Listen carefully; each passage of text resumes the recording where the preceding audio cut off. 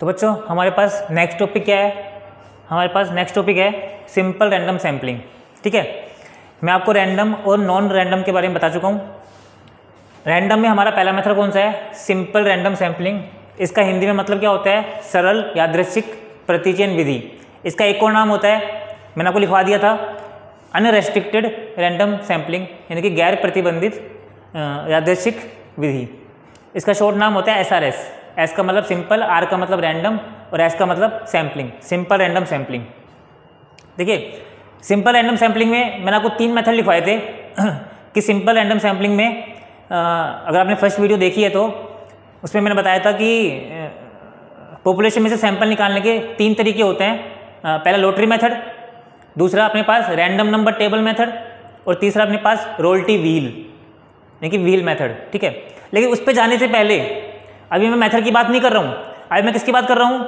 अभी मैं बात कर रहा हूँ कि SRS को भी हम 2 पार्ट्स में डिवाइड कर सकते हैं। SRS को हम 2 पार्ट्स में डिवाइड कर सकते हैं। पहला होता है WR और दूसरा होता है WOR। WR का मतलब होता है with replacement, simple random sampling with replacement, और एक होता है simple random sampling without replacement. WR का मतलब विद रिप्लेसमेंट और WOR का मतलब क्या होता है? Without replacement. हिंदी में क्या बोलते हैं इसको? हिंदी में बोलते हैं प्रतिस्थापन सहित। विद रिप्लेसमेंट यानी कि वापस से रिप्लेस कर दिया, प्रतिस्थापन कर दिया, प्रतिस्थापन सहित। विदाउट का मतलब प्रतिस्थापन रहित। ठीक है, वापस से रिप्लेस हमने नहीं किया। अब इसका मतलब क्या होता है? देखिए जैसे फॉर एग्जांपल के लिए एक एग्जांपल लेके चलते हैं। मान के चलो कि मेरे पास ये पॉपुलेशन है पूरा, इसमें मेरे पास 100 यूनिट्स हैं। मुझे इसमें से 5 का सैंपल निकालना है। कितने का सैंपल निकालना है?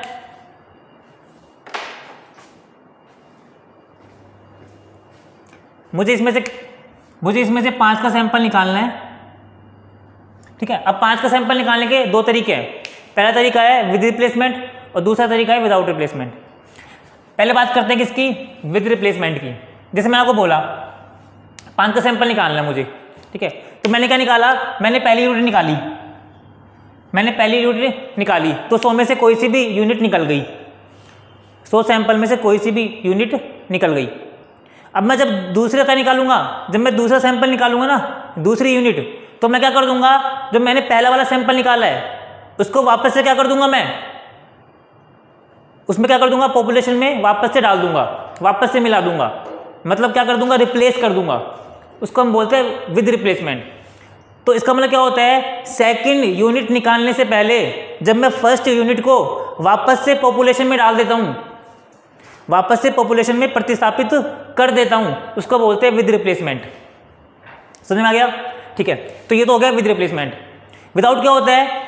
जब मैं सेकंड यूनिट निकाल रहा हूं ना, तो फर्स्ट वाली यूनिट को मैं वापस से पॉपुलेशन में मिक्स नहीं करता, वापस से पॉपुलेशन में नहीं डालता, उसको बोलते हैं प्रतिस्थापन रहित।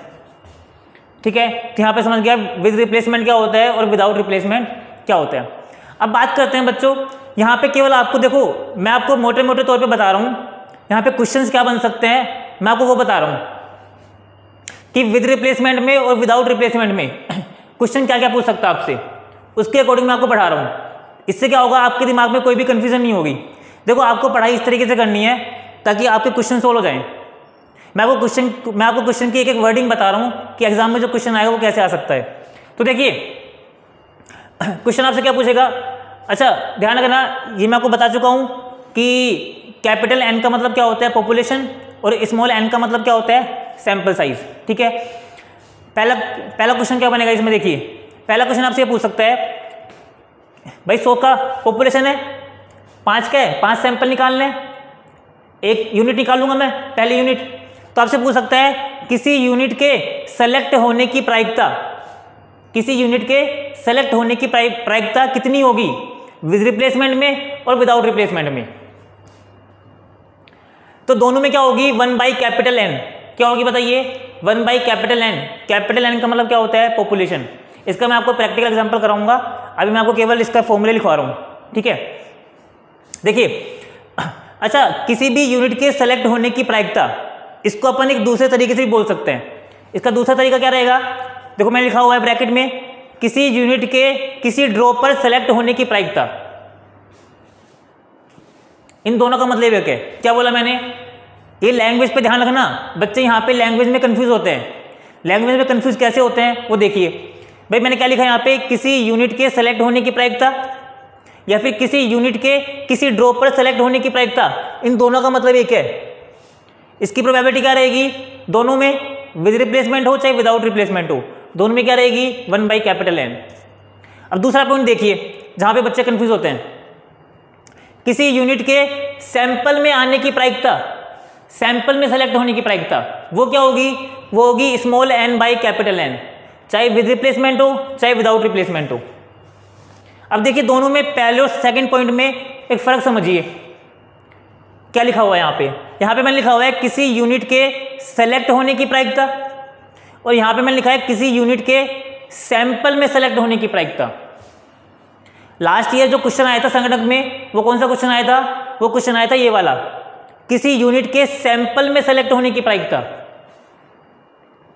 तो इसका फॉर्मूला क्या था, n/N। अगर आपसे केवल ऐसे पूछता वो किसी यूनिट के सेलेक्ट होने की प्रायिकता, तो आंसर क्या आता 1/N। समझ में आ गया क्या बोला। तो यहाँ पे क्या लिखा हुआ है, किसी यूनिट के सेलेक्ट होने की, यहाँ पे लिखा हुआ है किसी यूनिट के सैंपल में सेलेक्ट होने की, तो यहाँ पे सैंपल वर्ड भी आ गया। तो जहाँ पे सैंपल में सेलेक्ट होने की पूछे तो n/N, केवल सेलेक्ट होने की पूछे तो 1/N। अच्छा आपसे पूछे किसी यूनिट के किसी ड्रॉ पर सेलेक्ट होने की प्रोबेबिलिटी, तो वो भी क्या होगी 1/N। इन दोनों का मतलब एक ही होता है, ध्यान रखना। अब देखो एक चीज ध्यान रखना, क्वेश्चन में ये जो वर्डिंग है ना वो एज इट इज आएगी एग्जाम मोड करके। मैं आपको बता भी दूंगा कि ये कैसे आया कैसे नहीं आया, मैं बताऊंगा अभी आपको अगर आपको समझना है तो, लेकिन एग्जाम में ये एज इट इज लाइन उठ करके आएगी। तो मुझे पता है कि आप समझ गए होंगे अभी तक मैं बोलना क्या चाह रहा हूँ आपको। तो केवल सेलेक्ट होने की पूछे तो 1/N, सैंपल में सेलेक्ट होने की पूछे तो n/N। तीसरा क्या है मेरे पास, तीसरा मेरे पास है किसी सैंपल के सेलेक्ट होने की प्रोबेबिलिटी, किसी सैंपल के सेलेक्ट होने की प्रोबेबिलिटी। देखो अभी तक मैं क्या कर रहा था, अभी तक मैं कर रहा था किसी यूनिट के सेलेक्ट होने की प्रोबेबिलिटी। तीसरा पॉइंट क्या बोल रहा है, किसी सैंपल के सेलेक्ट होने की प्रोबेबिलिटी। तो विद रिप्लेसमेंट में क्या होगी और विदाउट रिप्लेसमेंट में क्या होगी। तो विद रिप्लेसमेंट में जो प्रोबेबिलिटी होगी सैंपल के सेलेक्ट होने की, वो क्या होगी 1/N की पावर n, कैपिटल N की पावर स्मॉल n, ये होगी विद रिप्लेसमेंट में। और विदाउट रिप्लेसमेंट में सैंपल के सेलेक्ट होने की प्रोबेबिलिटी क्या होगी 1/N CN, यानी कि NCN। अब NCN का मतलब क्या होता है, अभी मैं आपको बताऊंगा कि NCN का मतलब होता क्या है। देखिए तो मैंने क्या बोला यहाँ पे, किसी सैंपल के सेलेक्ट होने की प्रोबेबिलिटी विद रिप्लेसमेंट में 1/N की पावर n, कैपिटल N की पावर स्मॉल n, और विदाउट रिप्लेसमेंट में 1/NCN। ठीक है, ध्यान रखना। आपसे पूछे कई बार ऐसा पूछ सकता है कि टोटल सैंपल कितने बनेंगे विद रिप्लेसमेंट में, तो कितने बनेंगे n की पावर n विद रिप्लेसमेंट में। ठीक है, आपसे पूछे विदाउट रिप्लेसमेंट में टोटल सैंपल कितने बनेंगे पॉपुलेशन में से, तो उसका फॉर्मूला क्या होता है NCN। अच्छा ध्यान रखना, क्या भाई क्या होता है एग्जाम में वो NCN को वो इस तरीके से भी लिख देता है, ध्यान रखना इस चीज का, N ऊपर कैपिटल N और नीचे स्मॉल n, उसके जस्ट नीचे। तो इन दोनों का मतलब एक ही होता है, ध्यान रखना इस चीज का, NCN और NCN। ठीक है, तो मैं एक बार फिर से रिपीट कर रहा हूं, किसी यूनिट के सेलेक्ट होने की प्रोबेबिलिटी पूछे तो 1/N, चाहे विद हो चाहे विदाउट हो। किसी यूनिट के सैंपल में सेलेक्ट होने की पूछे तो स्मॉल n/N। कंफ्यूज मत होना। ठीक है, आपसे पूछे किसी सैंपल के सेलेक्ट होने की, तो विद में तो क्या आएगा 1/N की पावर n, और यहाँ पे क्या आएगा 1/NCN। ठीक है, समझ गए। और आपसे टोटल सैंपल पूछे विद रिप्लेसमेंट में n की पावर n, और विदाउट में पूछे तो NCN, और इसको अपन ऐसे भी लिख सकते हैं। ठीक है, ठीक है। अच्छा इन दोनों का मतलब एक ही होता है, किसी यूनिट के सेलेक्ट होने की प्रोबेबिलिटी, किसी यूनिट के किसी भी ड्रॉ पर सेलेक्ट होने की प्रोबेबिलिटी। अब यहाँ पे एक क्वेश्चन और आता है जो थोड़ा घुमा देता है वो एग्जाम में। भाई एक चीज बताइए, मैंने क्या लिखा अभी आपको यहाँ पे, किसी यूनिट के किसी भी ड्रॉ पर सेलेक्ट होने की प्रोबेबिलिटी, क्या लिखा मैंने 1/N, यानी कि कोई यूनिट पहले ड्रॉ पर सेलेक्ट हो रही है तो उसकी प्रोबेबिलिटी क्या रहेगी 1/n। कोई यूनिट सेकंड रो पर सेलेक्ट हो रही है, उसकी प्रोबेबिलिटी क्या रहेगी? 1/n। मतलब किसी भी रो पर सेलेक्ट होने की प्रोबेबिलिटी, किसी भी रो पर यूनिट के सेलेक्ट होने की प्रोबेबिलिटी क्या रहेगी? 1/N। ठीक है। अच्छा, फर्स्ट रो पर सेलेक्ट होने की प्रोबेबिलिटी कितनी है? 1/N। 1/N है ना। तो मुझे एक चीज बताइए, क्या मैं इसको ऐसे बोल सकता हूं? और सेकंड रो पर सेलेक्ट होने की प्रोबेबिलिटी कितनी है? 1/N। थर्ड रो पर सेलेक्ट होने की प्रोबेबिलिटी 1/N। ठीक है। तो किसी भी रो पर सेलेक्ट होने की प्रोबेबिलिटी 1/N होती है। अब देखो क्वेश्चन क्या लिखा हुआ है यहाँ पे, ये लाइन पढ़ना है यहाँ पे, किसी यूनिट के किसी ड्रॉ पर सेलेक्ट होने की प्रायिकता मैंने क्या बताई आपको? 1/N बताई। लेकिन ऑप्शन क्या आ गया एग्जाम में? इसका आंसर क्या आएगा? ऑप्शन उसने थोड़ा घुमा दिया एग्जाम में। भाई 1/n किसकी प्रोबेबिलिटी है? फर्स्ट ड्रॉ पर सेलेक्ट होने की प्रोबेबिलिटी। तो आपसे पूछ सकता है कि किसी भी यूनिट के किसी ड्रॉ पर सेलेक्ट होने की प्रोबेबिलिटी किसके बराबर होती है? फर्स्ट ड्रॉ पर सेलेक्ट होने की प्रायिकता के बराबर। क्योंकि फर्स्ट ड्रॉ पर सेलेक्ट होने की प्रायिकता कितनी है? 1/n। और किसी यूनिट के किसी भी ड्रॉ पर सेलेक्ट होने की प्रायिकता भी कितनी होती है? 1/N। तो थोड़ा सा घुमा दिया, वो इसी की बात कर रहा है 1/n की। समझ गए क्या बोल रहा हूं मैं? तो किसी भी यूनिट के किसी ड्रॉ पर सेलेक्ट होने की प्रायिकता क्या होगी? उस फर्स्ट ड्रॉ पर सेलेक्ट होने की प्रायिकता के बराबर होगी। मतलब अच्छा, फर्स्ट ड्रॉ पर सेलेक्ट होने की प्रायिकता क्या होती है? 1/N। तो इसे थोड़ा सा घुमा दिया एग्जाम में, ऐसा क्वेश्चन आया हुआ था एग्जाम में। ठीक है। तो ये क्या हो गया, मेरे पास 4 पॉइंट्स हैं यहाँ पे, जहाँ पे बच्चों को कन्फ्यूजन होती है मैंने आपको बता दिया है, सिंपल सा, यहाँ पे कन्फ्यूज मत होना। अच्छा, अब बात करते हैं कि यहाँ पे NCN का मतलब क्या होता है। इसको मैं प्रैक्टिकल एग्जाम से समझाता हूँ। देखिए पहले तो इसको समझिए, कैपिटल N, C और स्मॉल n। C का मतलब क्या होता है यहाँ पे? सिलेक्शन। C का मतलब क्या होता है? सिलेक्शन। ये कैपिटल N है और ये स्मॉल n है। मतलब कैपिटल N में से स्मॉल n के सिलेक्शन के कितने तरीके होंगे? इसका मतलब ये है।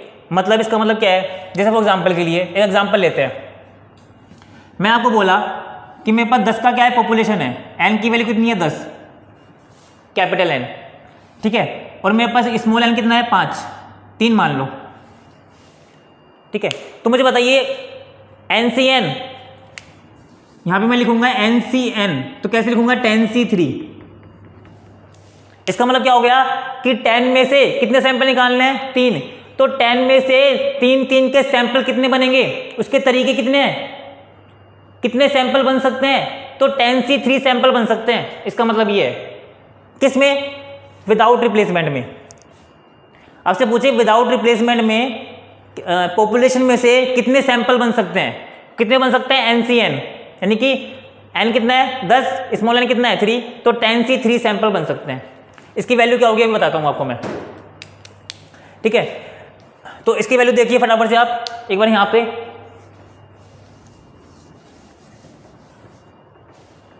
देखिए NCN का जो फॉर्मूला होता है ना, वो ये होता है। क्या होता है? Factorial n upon factorial n minus n, ऊपर आएगा capital N, factorial n minus n और फैक्टोरियल n। ये इसका फॉर्मूला होता है। किसका फॉर्मूला होता है? NCN का। मतलब n में से n चीजें सेलेक्ट करने के तरीके, इसका फॉर्मूला ये होता है।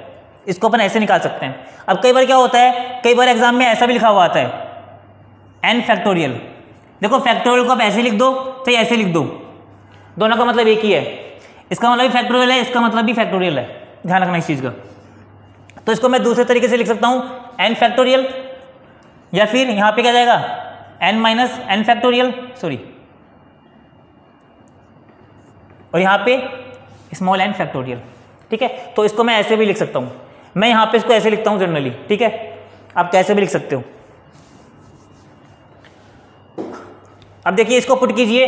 अपन को किसकी वैल्यू निकालनी है? अपन को 10C3 की वैल्यू निकालनी है। तो निकालिए यहाँ पे फटाफट से। कैसे निकाले बताइए? 10C3 ऊपर क्या पुट करेंगे? कैपिटल N की वैल्यू कितनी है? फैक्टोरियल 10। कैपिटल N कितना है? 10 ही तो है ऊपर वाली वैल्यू। ठीक है। फैक्टोरियल 10। नीचे क्या पुट करेंगे? Capital N minus small n, यानी कि 10 माइनस 3, कैपिटल एन कितना है 10, स्मॉल एन कितना है 3, तो 10 माइनस 3, और यहाँ पे क्या जाएगा फैक्टोरियल 3, फैक्टोरियल स्मॉल एन यानी कि फैक्टोरियल 3। तो बताइए यहाँ पे क्या बच गया, फैक्टोरियल 10, फैक्टोरियल 7 और फैक्टोरियल 3। अरे यही तो बच गया, ऊपर तो फैक्टोरियल 10, नीचे क्या हुआ 10 में से 3 लेस कर दिया, फैक्टोरियल 7 और फैक्टोरियल 3। अब सर इसको सोल्व करना है, इसको सोल्व कैसे करें? ये फैक्टोरियल का मतलब क्या होता है? अगर फैक्टोरियल का मतलब पता चल जाए तो पूरा क्वेश्चन क्या हो जाए, सोल्व हो जाए, पूरा क्वेश्चन क्या हो जाए, सोल्व हो जाए। तो बताइए, देखिए फैक्टोरियल का मतलब होता है, फैक्टोरियल का मतलब होता है 1 से लेकर n नंबर तक का मल्टीप्लिकेशन। क्या होता है? 1 से लेकर n नंबर तक का मल्टीप्लिकेशन। इसका मतलब क्या बोल रहा हूँ मैं, मुझे बताइए यहाँ पे क्या है, फैक्टोरियल 10 है ना, तो फैक्टोरियल 10 का मतलब क्या होगा, 1 से लेकर 10 तक का मल्टीप्लिकेशन। नीचे क्या है फैक्टोरियल 7, फैक्टोरियल 7 का मतलब क्या होगा, 1 से लेकर 7 तक का मल्टीप्लिकेशन। फैक्टोरियल 3 का मतलब क्या होगा, 1 से लेकर 3 तक का मल्टीप्लिकेशन। समझ रहे हो? तो ये अपने पास क्या हो गया बताइए, इसकी वैल्यू क्या जाएगी, 10 into 9 into 8 into 7 into 6 into 5। इसको मैं यहां पे लिख रहा हूं हटा करके,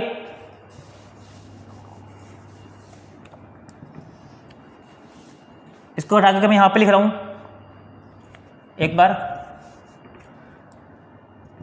10 into 9 into 8 into 7 into 6 into 5 4 3 2 1।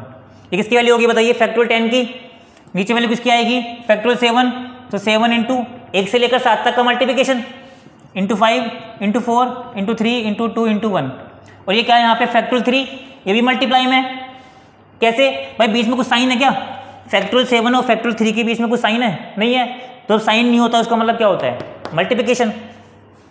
ठीक है, तो मल्टीप्लाई कैसे कर देंगे, फैक्टोरियल 3 की वैल्यू क्या होगी, 1 से लेकर 3 तक का मल्टीप्लिकेशन, तो 3 इंटू 2 इंटू 1। तो ये मेरे पास वैल्यू निकल के आ गई। अब देखिए यहाँ पे चीज देखिए, ये 7 से क्या कट गया आपका, पूरा 7 कट गया जी। मैं समझाने के लिए करवा रहा हूँ आपको पूरा बड़ा, इसका एक शॉर्टकट तरीका भी है। ठीक है, तो बच क्या मेरे पास, बताओ क्या बच गया, ऊपर बच गया 10 इंटू 9 इंटू 8 और नीचे मेरे पास बच गया 3 इंटू 2 इंटू 1। अब काट सकता हूं मैं, 3 3 9 2 चौके 8, तो क्या बच गया, 4 3 12 12 120। तो बताइए 10C3 की वैल्यू कितनी आ गई, 10C3 की वैल्यू आ गई अपने पास 120। इसका मतलब क्या है, इसका मतलब ये है कि आपके पास यदि पॉपुलेशन कितना है 10 और सैंपल साइज कितना है 3, और आपको क्या बनाने हैं, आपको टोटल सैंपल बनाने हैं किसमें, विदाउट रिप्लेसमेंट में।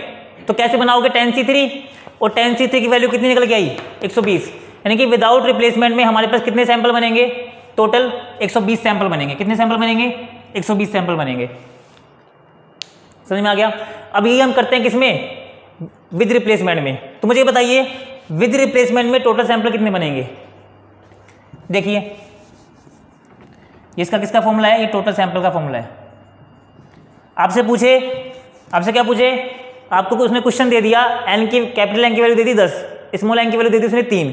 आपसे पूछे कि विद रिप्लेसमेंट में कितने सैंपल बनेंगे जब कैपिटल एन की वैल्यू 10 है, स्मॉल एन की वैल्यू 3 है।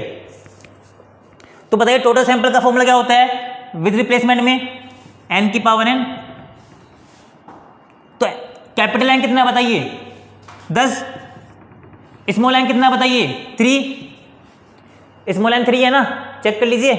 तो 10 की पावर 3, अच्छा 10 की पावर 3 का मतलब क्या है, 10 3 बार आ रहा है, 10 इंटू 10 इंटू 10 कितना हो गया 1000।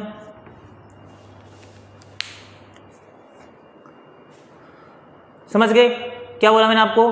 तो मैंने आपको ये बोला कि टोटल कितने सैंपल बनेंगे बताइए मेरे पास, टोटल सैंपल बनेंगे 1000। किसमें, विद रिप्लेसमेंट में। तो 10 में से 3 3 के सैंपल बनाने हैं, तो विद रिप्लेसमेंट में कितने बनेंगे, n की पावर n यानी कि 1000। विदाउट रिप्लेसमेंट में कितने बनेंगे, NCN यानी कि 120। कितने बनेंगे 120। NCN की वैल्यू कितनी आई थी, 120 आई थी ना। समझ में आ गया? इस तरीके से तो वो फॉर्मूला लिख लेना आप, इसका NCN को कैसे निकालते हैं वो आप लिख लेना इस चीज को। ठीक है, तो बात करते हैं हम अगले किसकी, यहाँ तक हो गया अपना। अब मैं इसको क्वेश्चन करवा रहा हूँ प्रैक्टिकल लेके पूरा, इसका मैं आपको पूरा प्रैक्टिकल लेके समझा रहा हूँ, थोड़ा सा एग्जांपल लेते हैं इसका, ठीक है। देखिए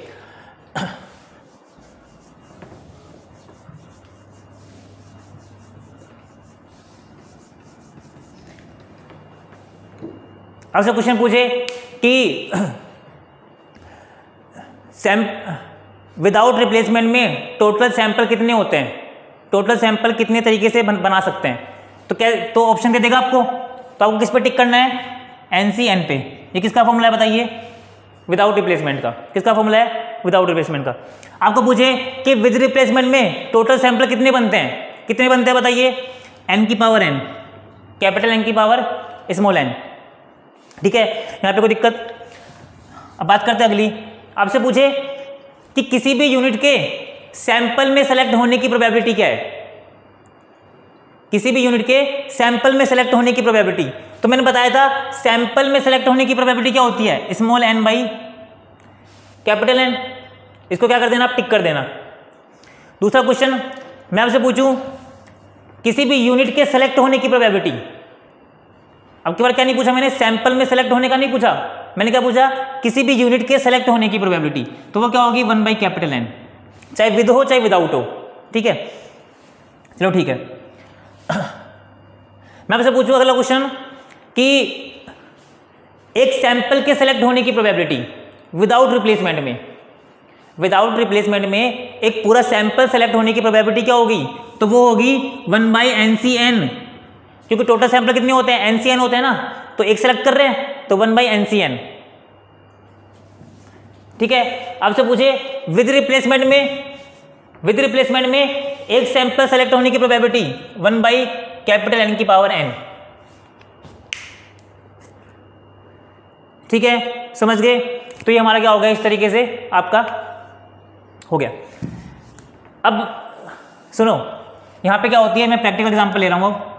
यहाँ पे जैसे मान के चलो मेरे पास 5, तो क्या है, n की वैल्यू कितनी है 5 और स्मॉल n की वैल्यू कितनी है 2। अब मुझे बताइए आप कि टोटल सैंपल कितने बनेंगे विदाउट रिप्लेसमेंट में, किसमें, विदाउट रिप्लेसमेंट में टोटल सैंपल कितने बनेंगे। पहला ऑप्शन A 10, 20, 5 और D नन ऑफ दीज। तो बताइए टोटल सैंपल कितने बनेंगे, किसकी बात कर रहे हैं वो, विदाउट रिप्लेसमेंट की बात कर रहे हैं। तो बताइए विदाउट रिप्लेसमेंट में टोटल सैंपल कितने होते हैं, NCN, NCN कैपिटल N कितना है 5 में से कितने निकालने हैं, 2 के सैंपल, तो ये निकाल लो। इसका फॉर्मूला कितना होता है, factorial n minus r, sorry n और फैक्टोरियल n, इसको पुट कर दीजिए। फैक्टोरियल 5 माइनस 2 और फैक्टोरियल 2, फैक्टोरियल 5, फैक्टोरियल 3, फैक्टोरियल 2, ठीक है। इसकी वैल्यू क्या आएगी, 5 इंटू 4 इंटू 3 इंटू 2 इंटू 1 से लेकर 5 तक का मल्टीप्लिकेशन। फैक्टोरियल 3 की वैल्यू क्या आएगी, 3 इंटू 2 इंटू 1 और फैक्टोरियल 2 की वैल्यू क्या आएगी, 2 इंटू 1। देखिए यहाँ से कट गया, ऊपर 3 इंटू 2 इंटू 1, नीचे भी 3 इंटू 2 इंटू 1 कट गया, ऊपर क्या बच गया 5 इंटू 4, तो 2 2 4 कितना आ गया 10। तो आंसर कौन सा रहेगा आपके पास, 10 आंसर। तो अब आपको समझ में आ गया होगा कि सॉल्यूशन कैसे करते हैं, ठीक है। अब दिमाग में आपकी कोई भी कंफ्यूजन नहीं होगी, ठीक है। दूसरा क्वेश्चन लेते हैं। कैपिटल N आपके पास है 50, स्मॉल n आपके पास 10। सैंपल में सेलेक्ट होने की प्रोबेबिलिटी, सैंपल में सेलेक्ट होने की probability, A option 10 by 50, B option 1 by 50, C option A और B, D option none of these.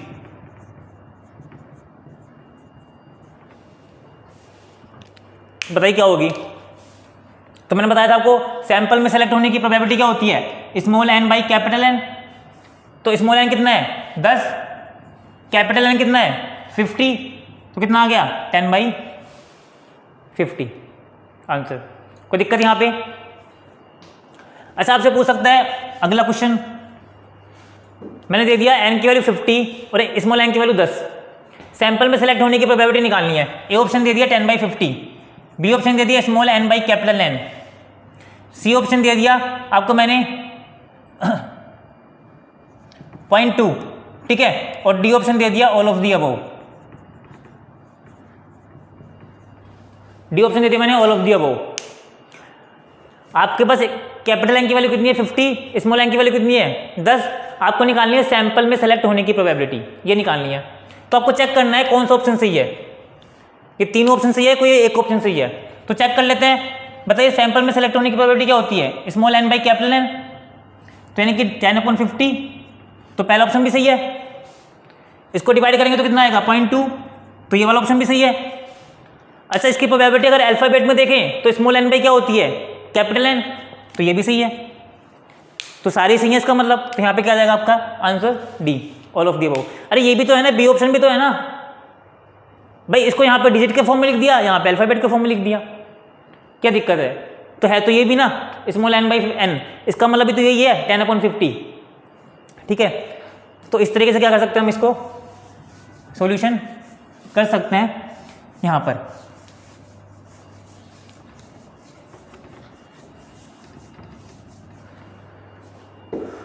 अच्छा, एक और क्वेश्चन बता दीजिए फटाफट से, अब हम मुझे लास्ट क्वेश्चन ले रहे हैं कि n की वैल्यू मेरे पास है 4 और स्मॉल n की वैल्यू है 2। आपको क्या करना है, आपको विद रिप्लेसमेंट में WR में सैंपल के सेलेक्ट होने की प्रोबेबिलिटी निकालनी है। सैंपल के सेलेक्ट होने की प्रोबेबिलिटी किसकी निकालनी है, WR में विद रिप्लेसमेंट में सैंपल के सेलेक्ट होने की प्रोबेबिलिटी, ठीक है, कि एक सैंपल के सेलेक्ट होने की प्रोबेबिलिटी क्या होगी। ऑप्शन दे रहा हूं मैं आपको 4/2, sorry 2/4, 1/4, 1/6, none of these, sorry none of these। बताइए WR में एक सैंपल के सेलेक्ट होने की प्रोबेबिलिटी विद रिप्लेसमेंट में, तो बताइए सैंपल के सेलेक्ट होने की प्रोबेबिलिटी क्या होती है विद रिप्लेसमेंट में 1/n की पावर n, ठीक है, 1/ कैपिटल N कितना है 4, स्मॉल n कितना है 2, तो 1/4 × 4 यानी कि 1/16। तुम्हारा आंसर कौन सा हो गया, ये वाला सी ऑप्शन, ठीक है। तो इस तरीके से क्या करना है आपको, इन क्वेश्चंस को करना है। तो यहाँ पे जितने भी क्वेश्चंस बन सकते थे मैंने आपको मोस्टली करवा दिए हैं।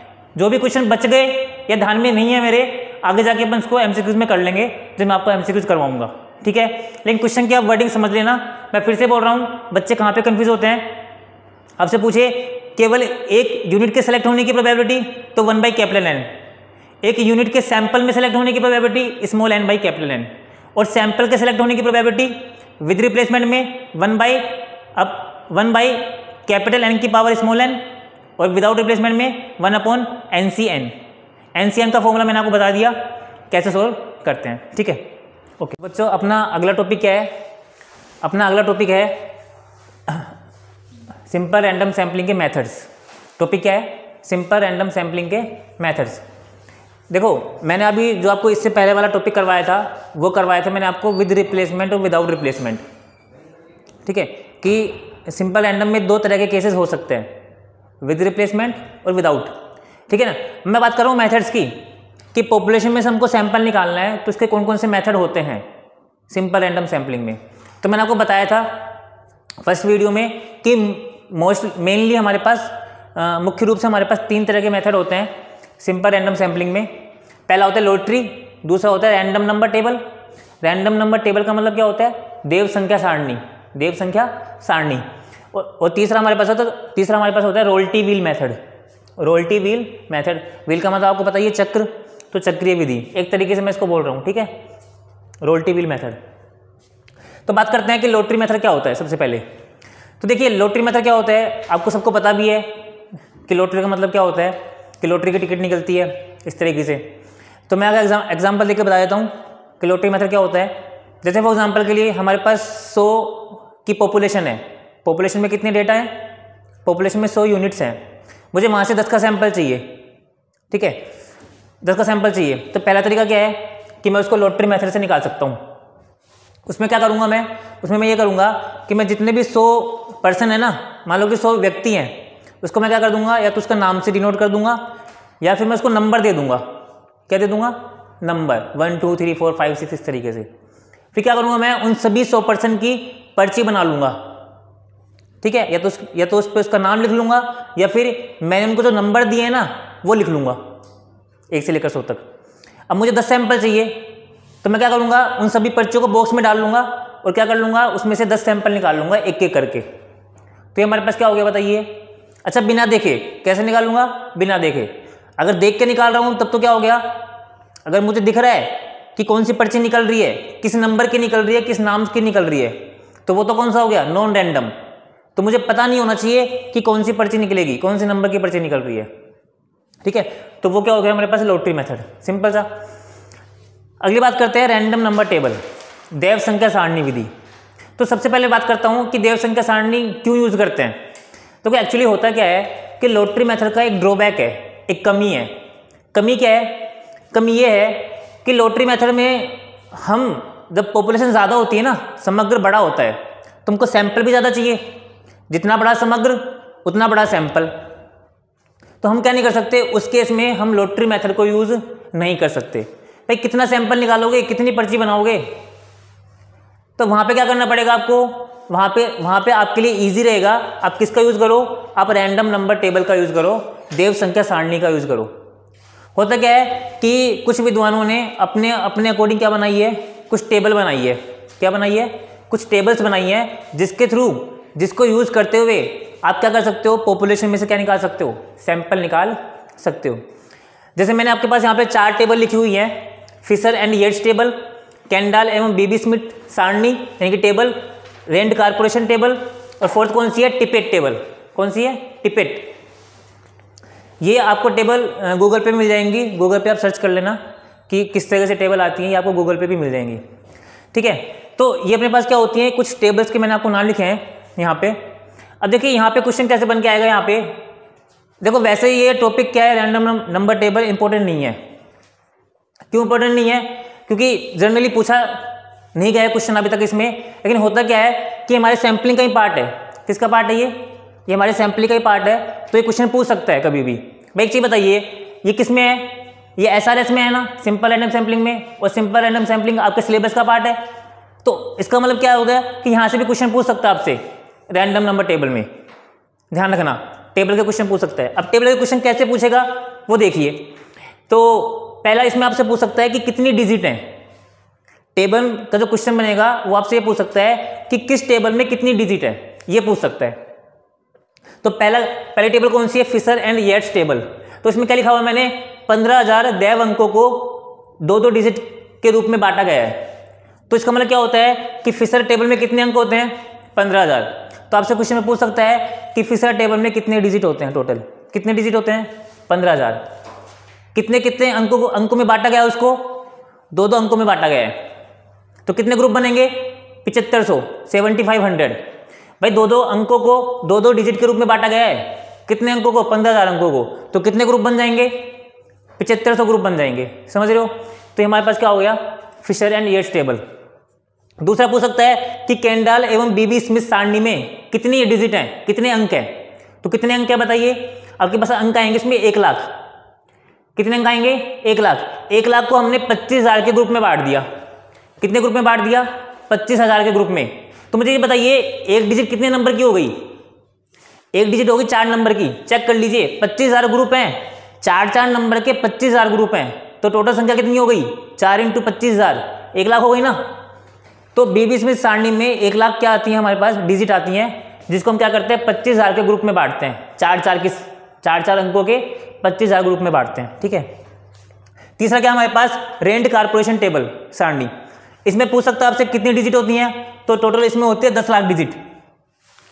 अच्छा कितने ग्रुप में बांटते हैं, 2 लाख ग्रुप में बांटते हैं। तो बताइए एक डिजिट में कितने वर्ड्स हो गए, कितने नंबर हो गए, एक डिजिट में हो गए 5।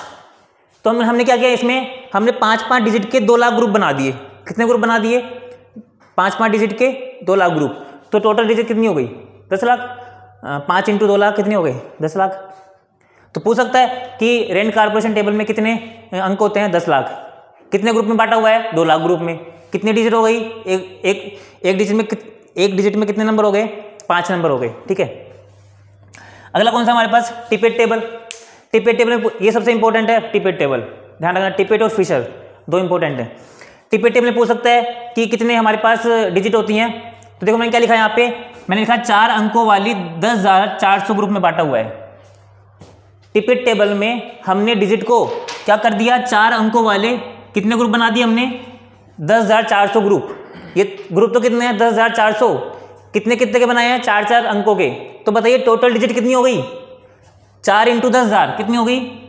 4 × 10,400 यानी कि 41,600। कितनी हो गई? 41,600। तो आपसे पूछ सकता है टिपेट टेबल में कितनी डिजिट है टोटल? 41,600। कितने ग्रुप में बांटा हुआ है? 10,400 ग्रुप में। कितने कितने में? 4-4 अंकों वाली। समझ गए? इस तरीके से। तो ये हमारे पास क्या हो गया?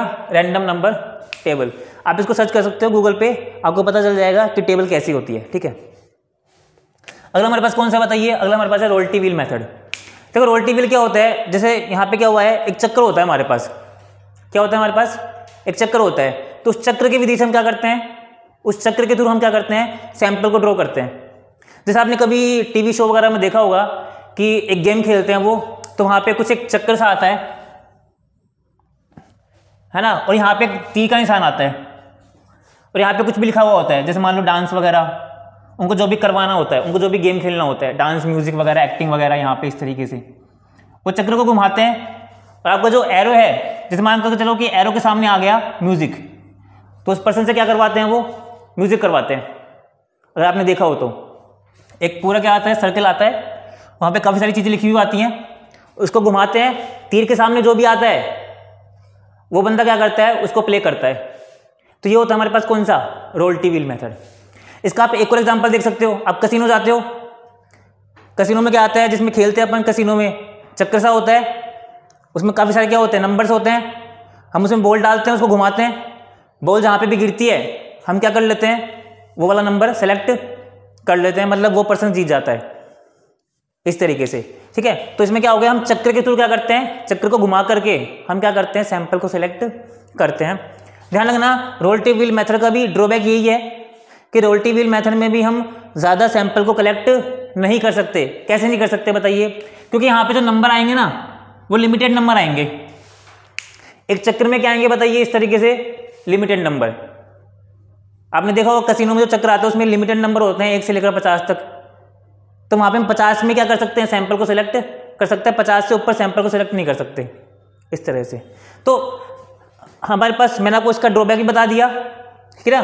तो अगर सबसे बड़ा ज़्यादा पॉपुलेशन है तो किसका यूज़ करेंगे? रैंडम नंबर टेबल का। रैंडम नंबर टेबल में क्वेश्चन कैसे पूछ सकता है? इस तरीके से, टोटल कितनी डिजिट है, कितने ग्रुप बने हुए हैं, कितने कितने अंकों के बने हुए हैं। ठीक है, लॉटरी मेथड कब काम आता है, कब काम नहीं आता, और ऐसे हमने बता दिया रोल्टी व्हील मेथड कब काम आता है, कब काम नहीं आता। ठीक है, अब हम इसके पढ़ने वाले हैं एडवांटेज। क्या पढ़ने वाले हैं? एडवांटेज, यूजेज, कि ये मेथड कब काम आता है, कहाँ पे इसका फायदा है, कहाँ पे इसका नुकसान, हम इसको देखने वाले हैं। ठीक है, तो बच्चों अपना अगला टॉपिक क्या है? अपना अगला टॉपिक है सरल द्वैत प्रतिचयन के गुण और दोष। अपन ने क्या क्या होते हैं वो देख लिया, किस क्वेश्चन कैसे बनेगा वो भी देख लिया। ठीक है, तो देखिए इसके कुछ गुण और दोष होते हैं, वो देख लीजिए। देखिए सिंपल रैंडम सैम्पलिंग को हम केवल तभी यूज़ कर सकते हैं जब हमारा पॉपुलेशन कैसा हो, जब हमारा पॉपुलेशन हो सजाती है। क्या हो बताइए? सजाती है, होमोजेनियस, यानी जब सारी की सारी यूनिट क्या होती हैं? सेम होती है ना, तभी हम क्या कर सकते हैं? मतलब जब मोस्टली यूनिट क्या होती हैं? सेम, उस केस में हम क्या कर सकते हैं? रैंडम सैम्पलिंग को यूज़ कर सकते हैं। तो इसका गुण, तो इसका दोष क्या बन जाएगा? इसका दोष ये बन जाएगा कि हम हेट्रोजीनियस में इसको यूज़ नहीं कर सकते। हेट्रोजीनियस का मतलब क्या होता है? विजातीय। विजातीय का मतलब क्या होता है कि जब आपके पास सारी यूनिट्स क्या हो? अलग अलग हो, उसमें कुछ कॉमन ना हो, सेम ना हो, तो वहाँ पे हम इसको यूज़ नहीं कर सकते। अब इसका रीज़न बताऊँगा मैं, है ना। तो होमोजीनियस में हम इसको यूज़ कर सकते हैं, हेट्रोजीनियस में हम इसको यूज़ नहीं कर सकते। सेकेंड, होमोजेनियस में क्या होता है कि एक यूनिट का सिलेक्शन दूसरे को अफेक्ट नहीं करता, वो आपस में क्या होते हैं? इंडिपेंडेंट होते हैं। कैसे होते हैं? इंडिपेंडेंट होते हैं, स्वतंत्र होते हैं। ठीक है, समझ गए। तो ये अपना क्या होता है? इसके क्या होते हैं? गुण होते हैं कि कि एक यूनिट का सिलेक्शन दूसरे को अफेक्ट नहीं करता। तो यहाँ पे अपने पास क्या हो गया, दो तरह के गुण हो गए कि हम इसको होमोजेनियस पॉपुलेशन में यूज़ कर सकते हैं सिंपल रैंडम सैम्पलिंग को, और दूसरा एक यूनिट का सिलेक्शन दूसरे को अफेक्ट नहीं करता। इसके दोष क्या हैं? इसके दोष ये हैं कि जब आपके पास पॉपुलेशन विजाती है हेटेरोजेनियस, तब हम इसको यूज़ नहीं कर सकते, और दूसरा आपके पास पॉपुलेशन का एरिया क्या है, बड़ा है, तब भी हम इसको यूज़ नहीं कर सकते। किसको? सिंपल रैंडम सैम्पलिंग को। अब देखिए दोनों रीज़न क्या है इसके पीछे, सुनो। जब समग्र विजाती है तब हम सिंपल रैंडम सैम्पलिंग को यूज़ क्यों नहीं कर सकते? भाई एक चीज़ बताइए, भाई मेरे पास 100 तरह के क्या है, पॉपुलेशन है, एक पॉपुलेशन में 100 डेटा है ना। अच्छा एक्चुअली ऐसे मान के चलिए 100 पॉपुलेशन है, जिसमें हमारे पास क्या है कि चलो एक काम करते हैं, अपन जयपुर सिटी का एग्जांपल ले लेते हैं। जयपुर सिटी है, ठीक है, वहाँ पे मुझे क्या है, वहाँ पे मुझे जयपुर सिटी में से कुछ लोग अमीर चाहिए, कुछ लोग गरीब चाहिए, और कुछ लोग मुझे चाहिए मिडिल क्लास के। कैसे चाहिए? मिडिल क्लास के, ठीक है। अच्छा मैंने जयपुर सिटी में से सैंपल लिया रैंडमली, ठीक है, तो मुझे ये चीज़ बताइए, मुझे चाहिए लोग तीनों तरह के, अमीर भी चाहिए, गरीब भी चाहिए, और मध्यम वर्गीय भी चाहिए, मिडिल क्लास के। लेकिन हो सकता है कि अगर मैंने रैंडमली सैंपल लिया तो हो सकता है कि सारे के सारे सैंपल क्या आ जाए मेरे पास, अमीर क्या जाए, या फिर गरीब क्या जाए, या फिर मध्यम वर्गीय आ जाए, हो सकता है ना ऐसा। तो उस केस में हम क्या नहीं कर सकते, सिंपल रैंडम सैंपलिंग को यूज़ नहीं कर सकते, समझ रहे हो। तो उस केस में हमको यूज़ करना पड़ेगा स्ट्रैटिफाइड, स्तरित प्रतिचयन विधि, जो हम आगे पढ़ेंगे, ठीक है। तो ये हमारे क्या हो चुके हैं, ये हमारे हो चुके हैं सिंपल रैंडम सैम्पलिंग के गुण और दोष। अब यहाँ पे छोटा सा पॉइंट और बचा हुआ है। देखो मैंने सिंपल रैंडम सैम्पलिंग में मैंने आपको दो चीज़ें करवाई थी, एक तो विद रिप्लेसमेंट, एक विदाउट रिप्लेसमेंट। तो यहाँ पे बात आती है कि विद रिप्लेसमेंट में और विदाउट रिप्लेसमेंट में कौन सा बेस्ट है, कौन सा तरीका बेस्ट है। तो ध्यान रखना, इन दोनों में से आपका जो बेस्ट है ना वो है विदाउट रिप्लेसमेंट, यानी कि प्रतिस्थापन रहित। तो इसको लिख लो, यहाँ पे नोट डाउन कर लो, नोट कर लो यहाँ पे विदाउट रिप्लेसमेंट, विदाउट रिप्लेसमेंट यानी कि WOR, प्रतिस्थापन रहित, ठीक है, is better than with replacement.